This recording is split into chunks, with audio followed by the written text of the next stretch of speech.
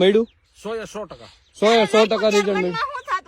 તો ઈ તો મને એમ થતું કે મારા ઘઉં નું શું થાય બરોબર થાય એટલે થાય કે જમાઈ ને દીકરી વર્ગી ગયા છે આમાં મને થોડીક નુકસાની મેં કીધું મારે ભોગવવી જ પડશે.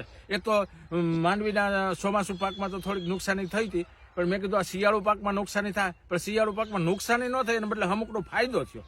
તો તમે ધાર્યા હતા એના કરતા ઉતારો વધારે આવશે ઘઉંમાં એવું તો એમ માની લો ગઈ સાલ ઘઉં જ હતા. હા ગઈ સાલ 2.5 ખાંડી જેવું ઉતારો બેઠો હતો.